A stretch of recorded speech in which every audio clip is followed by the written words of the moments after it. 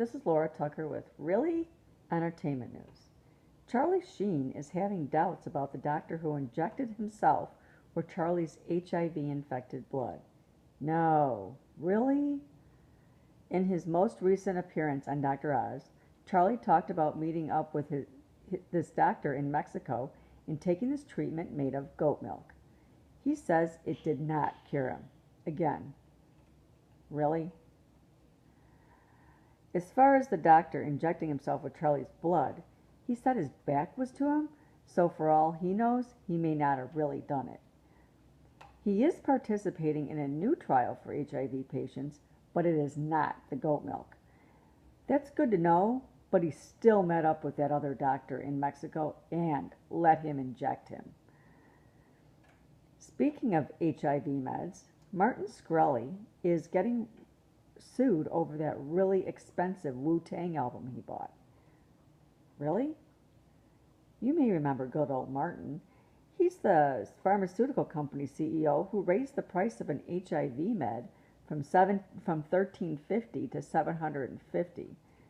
He then bought the sole copy of a Wu-Tang album, one that the band hoped would be bought by a fan.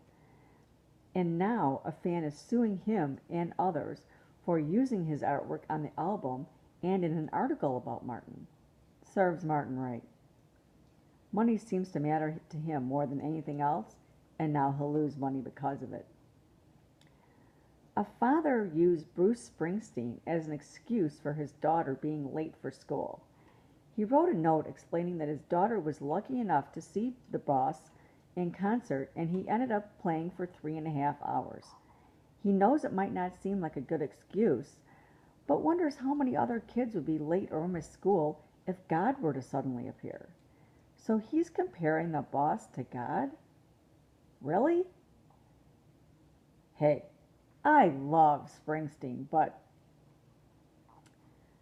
aside from that, we may be getting into a dangerous precedent if kids are going to start getting excused from school because of going to a concert. Is anyone else watching American Crime? It's so enthralling.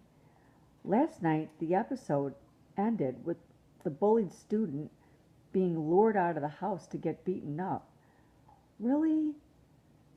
And this is after he's already been raped by another boy with no one believing him because he's gay.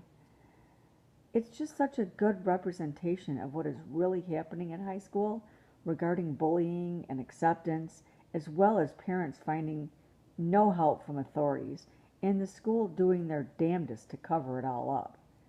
I am so glad my kids are older and done with all that. So glad.